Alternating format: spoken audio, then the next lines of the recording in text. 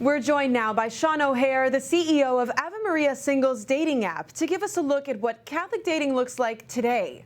Sean, I just gave you a list of your competition. Why is Ave Maria Singles so different from other dating apps?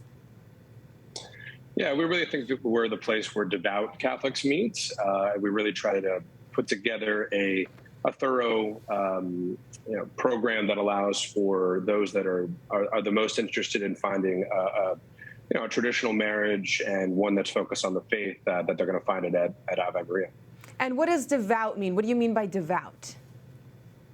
Yeah, so we want people that are practicing their faith and want to seek a marriage that's going to lead their spouse to heaven. And I think that's obviously the goal of marriage is to be to help your spouse to be a helpmate for your spouse in getting to heaven. And so we want to make sure that those that are participating on our site have that as their goal. Absolutely, that's that heavenly goal. But then what role does this embrace of technology play for those who feel called to marriage? Do you have a lot of people who say walk away from the apps, meet people in person? What does this mean? How does this work?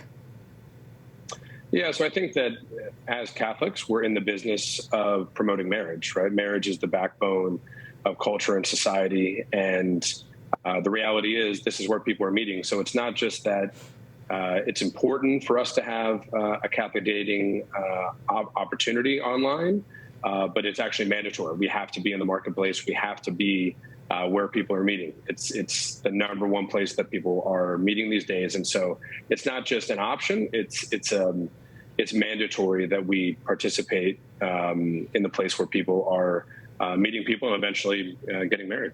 That's beautiful. It's your Catholic duty to meet people where they are. So then let's talk about your operating environment. What do you think contributes to the plummeting marriage rates? Is the world of apps trying to address that specifically, or just bringing the church to encounter people where they are?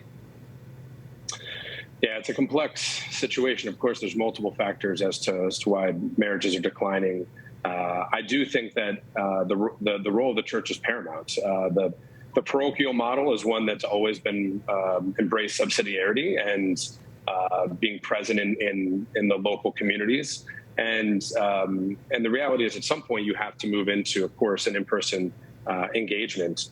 And so we want those that are seeking marriage to have as many opportunities as possible to meet their potential spouse, and then they'll be the ones that go out into the world and become that leaven, right? But it has to begin somewhere, and they have to meet first. And so we're trying to facilitate that. And obviously, Sean, you're out in the world. What is your source of hope for those looking for a Christ-centered love? What advice do you have? Oh, well, I think that, yeah, first and foremost is that it's got to be centered on prayer, right? And so we want to rely on the Holy Spirit to drive these things. And when it comes to the tools that are out there, make use of all the tools that are available, whether it's in your local parish, whether it's in community groups and friend groups and workplaces, and the online option is just one more way for people to get there. But yeah, I think we can never lose hope. We're people of hope.